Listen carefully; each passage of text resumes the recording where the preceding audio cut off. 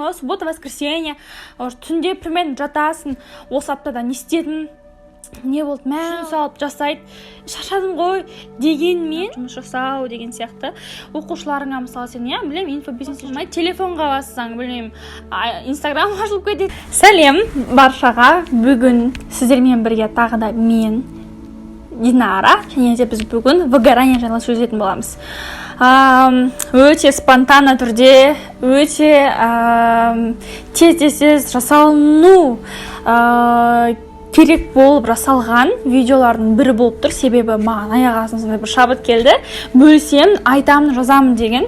Өйткені менің дәл қазіргі айналамдағы осы именно фрилансер ғой, енді барлығымыз онлайн жұмыс жасаймыз, фрилансерлердің көптегендері оқушыларым, оқырмандардан бір хаттар көп жазылатын болды. Шаршап жүрмін, білем, өмір шаршап жүрем, энергиям бітпейді деген сияқты. Бітіп қалады, жұмысқа желание жоқ, не істеймін деген секілді да. Вот сол үшін все, бұны айтпасам, бөліспесем болмайды деген секілді. Өйткені суббота, бүгін аптаның уже соңы, суббота, воскресенье, түнде примерно жатасың, осы аптада не істедің, не болды, уже енді тағы да жаңа апта нетіп жатыр, басталып жатыр деген секілді. Бірақ сен әлі ештеңе өндірмегеніңді, істемегеніңді істейін деп әрекет етсең, сенде желание жоқ, істемейін деп демалысқа шығып кетейін десең, сенде ақша жоқ деген секілді. Вот сол үшін бұл видеода саған міндетті түрде осы 5 фишка, 6 фишка демей қойсын, бірақ өзімнің именно жасап жүрген істеріммен айтатын боламын. Істерімді саған бөлісетін боламын. Так что, давай, бастайық. Смотрите, бірінші менің алғашқы аса прям үлкен қатты выгораниеға түбінен тереңінен барған шағым, ол 1 жыл алдын болатын. Ауылда свет аз, жай ұстайды, жұмысым прям нереально нашар болып жатыр, өйткені менде желание жоқ, не істесем де өнбейді, шаршап жүремін деген секілді болды да. Сол кезде мен бірден өзінің маманына хабарластым, сөйлестім, осындай жазылдым, жаңағыда маманға. Сол кезде жазылған кезде ол кісі айтты, что негізінде выгоранияның, біз ойлаймыз, бәрі выгорание, все стресстеміз, депрессиядамыз. Нет, на самом деле стресс ол басқа, депрессия ол вообще басқа ауру, кәдімгідей емделетін. Выгорание ол мүлде басқа, және де выгорание өзінің 2, 3, не де 4-ші деген жаңағыда этаптары бар екен айтқан болдым. Я тогда была, честно айтайын, мен шокта болдым. Себебі мен, честно, сол кезде 3-ші этапта едім. Біз көбінесе прям тарс етіп басымызға таяқ тиген кезде, прям ауырған кезде, білмеймін, аварияны ала сақтасын, бірақ авария бірдеңе болған шақта ғана деп жатып қаламыз да. Вот енді примерно менде сонда бір состояние болды. Өйткені бірінші стадия, мысалы, негізінде біз бәріміз жаңағыдай болады, прям істі даккан салып баратын, прям негізі біздің әйелдердің бір шамасы сондай ғой, істі даккан салып барады. Не болса да ол болсын деп жан салып, күшін салып жасайды. Шаршадым ғой дегенмен жасау керек, бітіру керек деп ата-ененің көңілі, оқушыларының инстаграм контент, жаңағыда еш сен контенттен шаршап демалмайсың, еш сен оны бүгін осындай эксперттік контент салмадым дейсің, еш жаңа істеткен ісіңе өзіңнің бір аса бір көңіліңде бір толмайды. Осы кезде уже сенде выгоранияның этаптары тік етіп басталады. Бірінші мен сіздерге айта кетейін, мен чест айтайын, мен маман емеспін, мен бір терапевт маман емеспін. Сол мамандарға міндетті түрде хабарласып негізінде сұрасаңыздар болады, өздеріңіз, білем, жақсы мамандарда, Алматыдан, Астанадан деген секілді. Бірақ менің өзімнің басына өткен айтайын, менде мысалы қандай оқиға болды. Негізінде көбінесе менде немножко устал дейтін едім да, честно, игнор жасайтын өзім шаршағаныма. Допустим, мынандай сенің жұмысың қай кезде бітетінін білмейсің, так как сен фрилансерсың, қай кезде басталатынын білмейсің, ешқандай белгісіздік. Сен даже бір адаммен, блогермен сен серіктес болып жұмыс жасайтын болсаң да, мына адам басқан кезде не істеу керек, сен не істеу керек екенін білмейсің.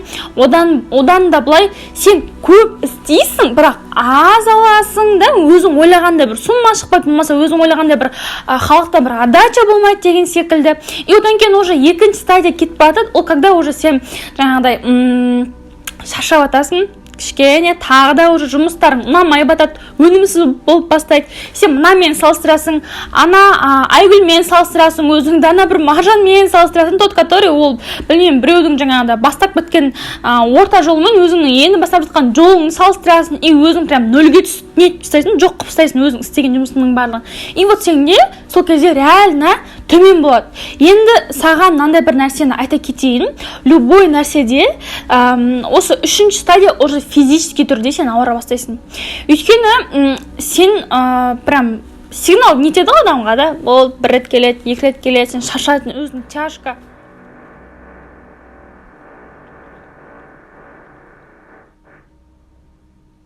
Енді давайте үшінші стадияға біз тоқталатын болсақ, ол жерде сен уже физически ауыра бастайсың. Өйткені сен өзіңнің до того өзіңді ұмытып кеттің, жұмысыңа жаңағыда басқан кезде өте қатты жауапкершілік алған кезде, ішіңді мынаны істемедім деп өзіңдегі бір сезім пайда болған кезде, өзіңе деген жалость, өзіңді бір қинап жұмыс жасау деген сияқты.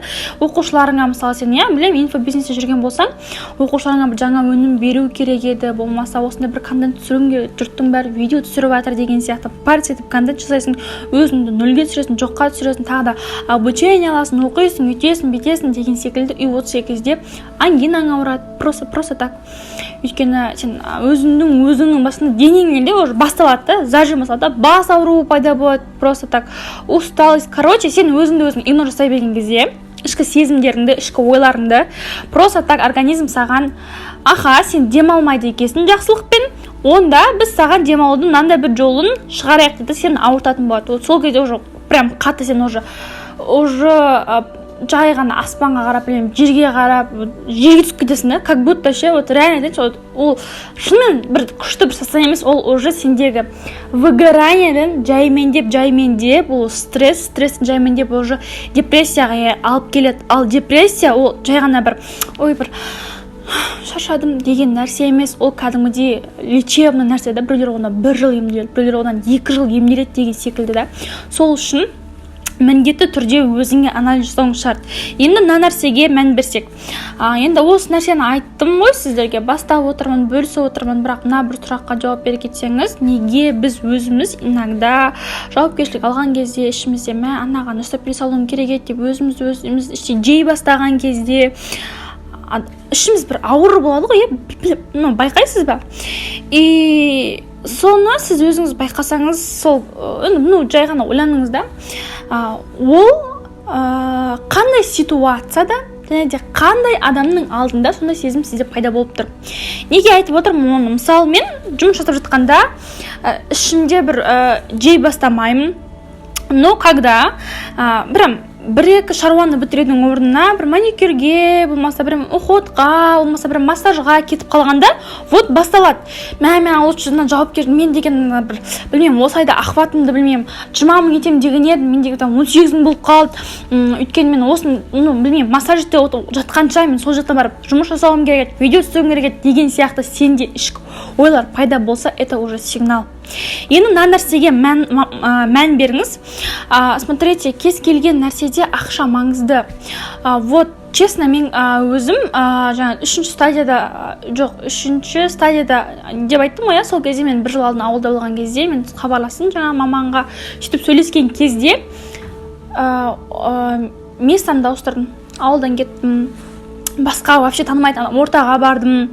Өзім естественно бір сүйреген жоқпын, бірақ реально демалыс керек болды. Өйткені сен қаншалықты жоғары өзіңді игнор жасай берсең, мысалы сен бірінші стадияда, мысалы 1 апта, 1 күнде сен уже нормальныйсың, нормально болып демаласың, баланс пайда болады. Сен өзің ойланшы, мысалы сен обычно соткаңның өзіне кетіп, жасайсың, и ол жақсы түрде баланс алады. А когда сен уже баланс жасамаған кезде, өзің реттамаған кезде, просто так париться етіп нете берсең, телефон не істейді? Айфонның, любой сенің телефоның ысып кетеді. Жұмыс мынан бассаң, мынау басылмайды, мынау басылсаң, мынау басылмайды, телефонға бассаң, білмеймін, Инстаграм ашылып кетеді деген секілді сондай нәрселер пайда болады. Сенің де миың сол кезде чуть-чуть дұрыс жұмыс жасамайды, и отношения, и здоровье деген нәрселер сияқты бұзылып кетеді. И ол естественно ол сенің ақшаңа әсер етеді. Өйткені сенің артық энергияң жоқ, чтобы сен ана ақшамен қалай жұмыс жасайтыныңа байланысты, қайдан алып келсең болады, қайда новый бір жұмыстарыңа байланысты. Сол үшін мен мынандай бір айтатын осы міндетті түрде аптасына бір рет өзіңізге офлайн демалыс алыңыз.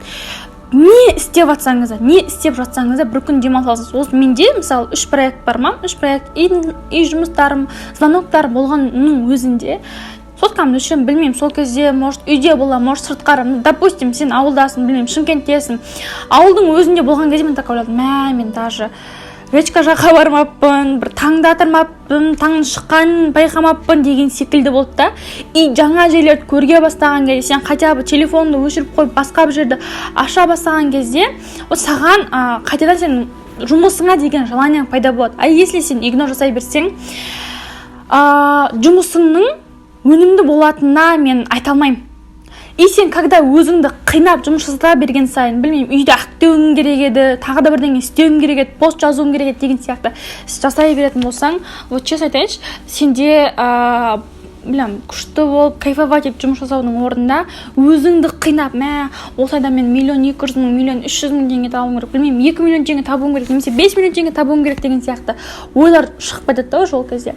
И біл, сен ақша табу үшін емес, баста сен просто так бай және де бақытты болу үшін жұмысыңды бастағансың. И сен сол үшін де мысалы фрилансердің бірісің, өзіңе ұнайтын істі жасап жүрсің. Енді смотри, саған фокус ақшада болған дұрыс, бірақ сол сәттен ләззат алып бақытты болып та істеу керек та, и оның өзін үйрену керек. Допустим, осы жылда менде, енді алдыңғы жылы менде 50-50 жұмыс пен отдықты басқан кезде ұстау керек болды да. Бұрын, мысалы, мынандай ғой, сен 7 күн бойы жұмыс жасайсың, болмаса білмеймін, 10 күн жұмыс жасайсың, немесе 1 ай жұмыс жасайсың, и 1 күн демаласың. Это просто нечто. Мысалы, ауылдағылар, білмеймін, менің анамның өзі саудагер, базарға барады, шығады, и ол кісілерге бір жаққа демалып қайт десең, немесе ақша салып жүрсең, олар деп таңғалып қалады да, неге деген сияқты, как будто ол кісілерге, немесе, енді ол кісілерге емес, жалпы айтып жатқаным, көп адамдарға өз-өздеріне демалыс жариялайды алмайды. Білмеймін, просто фильм қара, тупа, білмеймін, уход жаса, үйің жинамай қой деген секілді ғой, просто өзіңе бір күн рұқсат беріп демалып көр. И сосын айта кететін нәрсе тағы да, көбінесе өзіңе, егер өзіңізді демалған, миыңыз обновленный болып жасалған нәрсе болмайтын болса, екінші проекттарды алған тоже самый жақсы болмайды. Өйткені сіз фокусыңыз шашырайды, шаршаңқы сезініп тұрасыз. Сіз ойламаңыз, что сіз ақша тауып алайын, сосын бәрін здоровьямды, жаңағы состоянием күшті жүрген нет. Сенің когда здоровьяң болғанда, жаңағы денсаулығың мықты болғанда, и сенде когда состояние мықты болған кезде, сен ақшаны қайта бөліп таба аласың. Вот сразу осылай айтайын, өйткені мен өзімнің прям 100% өзімнің басымнан өткен. И мен дәл қазір негізі бұл спонтанный түрде түсірілген видео болғандықтан саған мен барлық кеңесімді айтып жатырмын. И тағы да мен бөлісетін нәрсемнің бірі, өзіңізді никогда ұмытпауыңыз шарт. Ақша ақшамен, дүние дүниесімен, жұмыс жұмысымен, бірақ сен өзіңе ең сенімді адамсың. Тек қана сен өзіңе өзің демалыс жариялай аласың. Вот сондықтан бүкіл нәрсеге отключка жасап, реально түрде қатты жанып кетпей, ондай нәрселер болады, когда сен хоп деп демалып алған кезде, зарядкаң толған кезде сен 2 есе, даже 3 есе өсесің, иншалла, даже бүкіл жасатқан жұмыстардың өнімділігі тез болатын болады. Вот саған бүгінгі менің айтатын кеңестерім осы. Так как мен өзім фрилансер ретінде, өзім маман ретінде онлайн жұмыс жасайтындықтан осы нәрселерді саған айта аламын. Просто так, білмеймін, осы видеоны сен егер ашқан болсаң, ваннаға балда, білмеймін, бұл просто бетіңе маска жасаса, фильм қарайсың ба, қара, так как ертең демалыс. Сондықтан давай демал, и қайтадан біз не істейміз? Контенттерді жалауға шығатын боламыз, иншалла. Пока.